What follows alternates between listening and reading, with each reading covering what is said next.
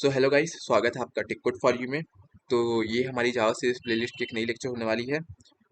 अगर आपने हमारी चैनल को सब्सक्राइब नहीं किया है तो आप सब्सक्राइब कर लें ताकि हमारे आगे आने वाली वीडियोस को आप मिस ना कर सकें।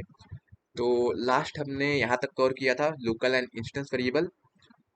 आज हम लोग देखने वाले हैं दिस कीवर्ड। अच्छा, ये लेक्चर जो है ये थोड़ी लेट आ रही है क्योंकि मैं कुछ दिनों से बिजी चल रहा था और मेरी तबीयत भी थोड़ी ठीक नहीं थी।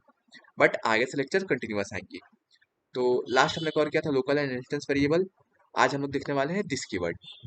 तो दिस कीवर्ड में आगे बढ़ने से पहले मैं आपको बता दूं कि दिस कीवर्ड एग्जैक्टली होता क्या है। तो this keyword multiple constructor call करने में मदद करती है।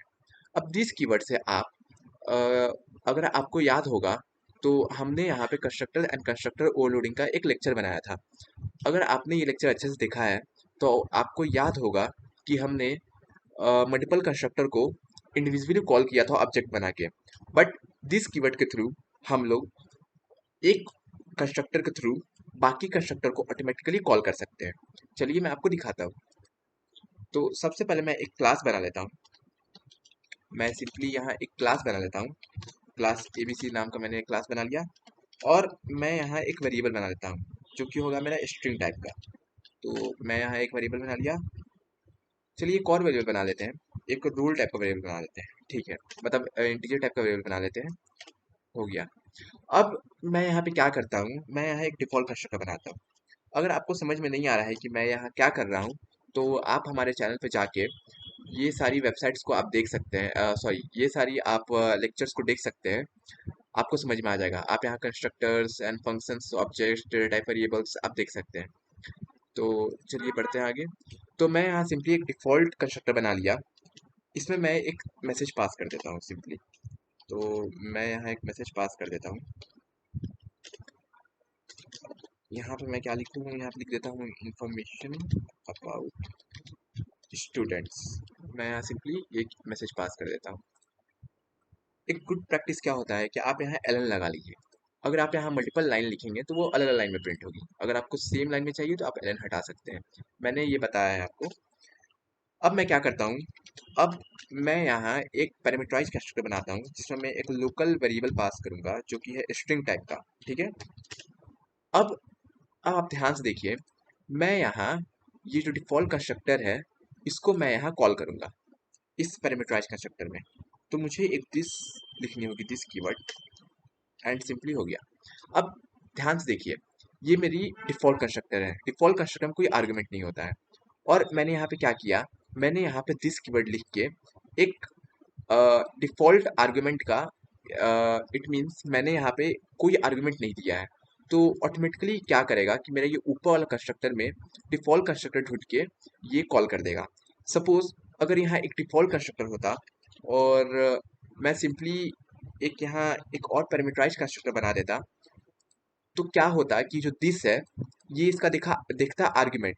तो मैंने यहाँ आर्गुमेंट नहीं दिया है तो ये डिफ़ॉल्ट कंस्ट्रक्टर कॉल कर देगा क्योंकि डिफ़ॉल्ट कंस्ट्रक्टर में आर्गुमेंट नहीं होता है। होप सो आप समझ गए होंगे ये बात। और एक और बात क्या होता है कि डिफ़ॉल्ट कंस्ट्रक्टर हमेशा एक फर्स्ट स्टेटमेंट होना चाहिए। आप इसको ऐसे नहीं कर सकते कि आप यहाँ कुछ मैसेज लिख दें और उसके बाद आप यहाँ दिस कॉल कर रहे हैं। दिस हमेशा एक फर्स्ट स्टेटमेंट होना चाहिए। आप हमेशा याद रखें। तो ठीक है, आगे बढ़ते हैं। अब मैं क्या करता हूँ, मैं सिंपली नेम में वैल्यू असाइन कर देता हूँ, ओके। और उसके बाद मैं इसको नीचे प्रिंट भी कर देता हूँ। मुझे एक अलग मेथड बनाने की ज़रूरत नहीं होगी।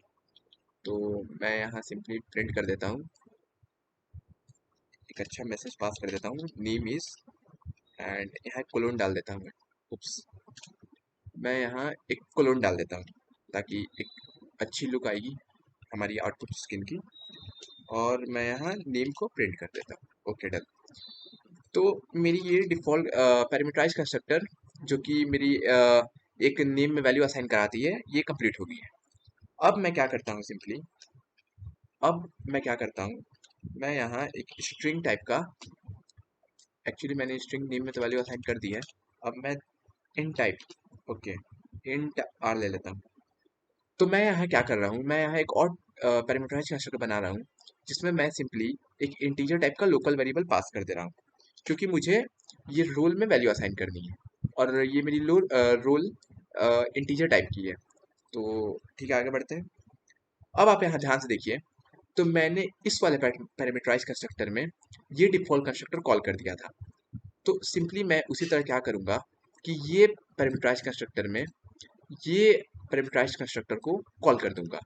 तो मैं यहाँ दिस लिख देता हूँ, और दिस लिखने के बाद अब मुझे यहाँ पे एक आर्गुमेंट पास करनी होगी, जो कि मेरी होगी एक स्ट्रिंग टाइप की, क्योंकि मैंने यहाँ एक स्ट्रिंग टाइप की लोकल वेरिएबल बनाई है। तो मैंने सिंपली यहाँ कर दिया। ठीक है, ये मेरे ऊपर वाली डिफॉल्ट कंस्ट्रक्ट पैरामीटराइज कंस्ट्रक्टर जो कि ये है, इसको ये ऑटोमेटिक कॉल कर देगा। अब मैं यहाँ रोल में वैल्यू असाइन कर देता हूँ। ठीक है, उसके बाद मैं सिंपली इसको प्रिंट कर देता हूँ। ओके, तो मैं यहाँ लिख देता हूँ रोल इज, मैं यहाँ रोल इज लिख देता हूँ, और रोल को मैं सिंपली प्रिंट कर देता हूँ।